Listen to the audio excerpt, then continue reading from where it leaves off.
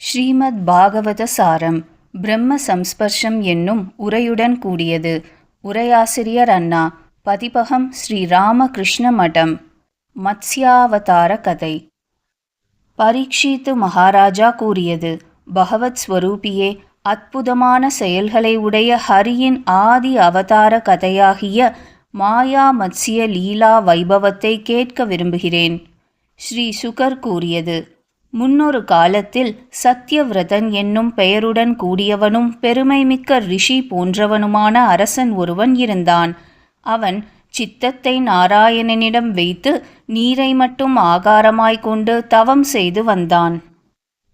அவனே இந்த மகா கல்பத்தில் விவஸ்வானுக்கு புத்திரனாய் தோன்றி ஸ்ராத்த தேவன் என பெயர் பெற்று பகவானால் மனுவாக ஏற்படுத்தப்பட்டிருப்பவன்.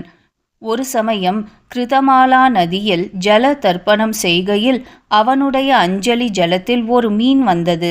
பாரதா, திராவிட ராஜனாகிய அந்த சத்யவிரதன் அஞ்சலியில் ஜலத்துடன் வந்த மீனை நதி ஜலத்தில் விட்டான்.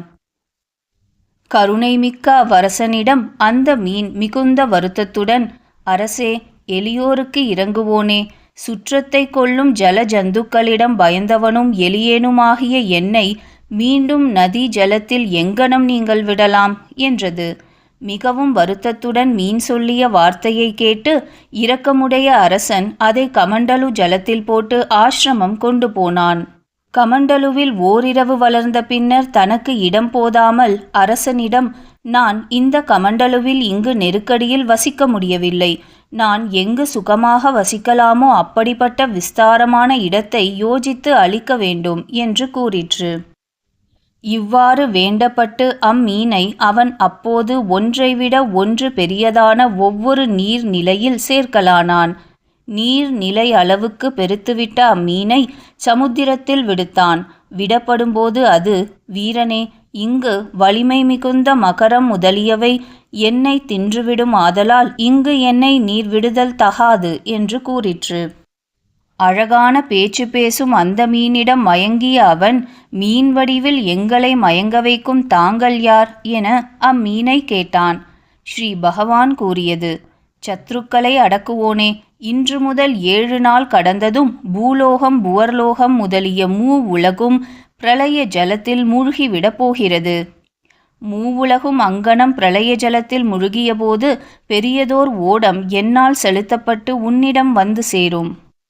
நீ அப்போது எல்லா வகையான ஔஷதிகளையும் எல்லா வகையான விதைகளையும் எல்லா பிராணிகளையும் நிரப்பிக்கொண்டு சப்த ரிஷிகள் சூழ அந்த ஓடத்திலேறி பயமின்றி சஞ்சரிக்கப் போகிறாய். பரபிரம்மம் என்று வேதம் கூறும் எனது மகிமை உனது கேள்விகளால் உன் உள்ளத்தில் விளங்கும்படி என்னால் அனுகிரகிக்கப்பட்டு அறிவாய். அரசனுக்கு இவ்வாறு உபதேசித்துவிட்டு பகவான் அந்தர்தானம் அடைந்தார். பகவான் எந்த காலத்தை குறிப்பிட்டாரோ அதை அரசன் எதிர்பார்த்து கொண்டிருந்தான். அந்த காலமும் நெருங்கிற்று.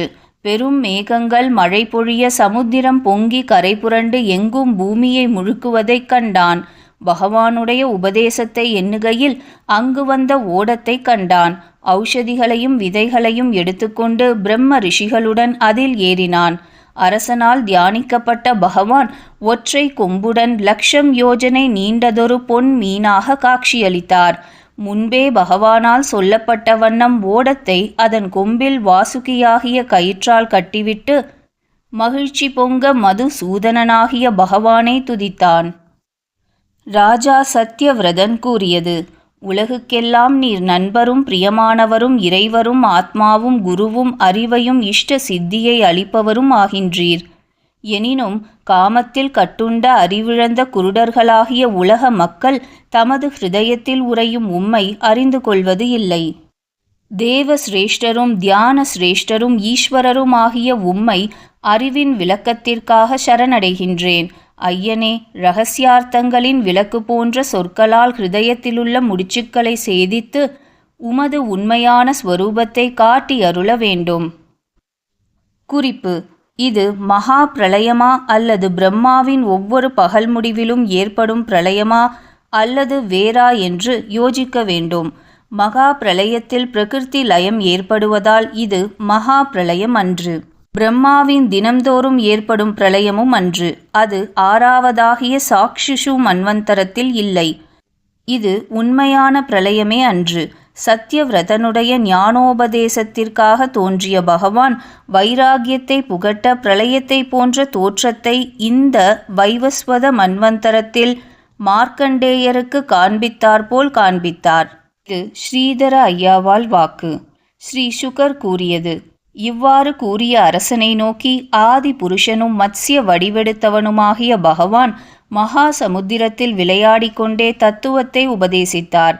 பிரளய ஜலத்தில் சக்திகள் ஒடுங்கி நித்திரை செய்த பிரம்மாவின் முகங்களினின்று வேதங்களை அபகரித்த குதிரை முக அசுரனை கொன்று வேதங்களை மீண்டும் பிரம்மாவிடம் சேர்ப்பித்தவரும் சத்யவிரத ராஜனுக்கும் சத்தியம் விரதம் பூண்டவர்களான மகரிஷிகளுக்கும் பிரம்ம ஞானத்தை உபதேசித்தவரும் அனைத்திற்கும் காரணமாகியவரும் மாயா மத்ஸ்ய ரூபியும் எவரோ அவரை நான் வணங்குகின்றேன். குறிப்பு: அவர்களிடம் அருளால் நான் அவர்கள் உள்ளத்தில் நிலை பெற்று பிரகாசிக்கும் ஞான தீபத்தால் அஞ்ஞானத்தால் உண்டான இருளை நாசம் செய்கிறேன். இது கீதாச்சாரியன் வாக்கு. இங்கனம் பரமஹம்சரான வியாசபுத்திரர் உபதேசித்ததும் 18,000 ஸ்லோகங்கள் அடங்கியதும் ஹயக்ரீவ பிரம்ம வித்யை எனப்படுவதுமான ஸ்ரீமத் பாகவத மகாபுராணத்தில் 8வது ஸ்கந்தம் முற்றும்.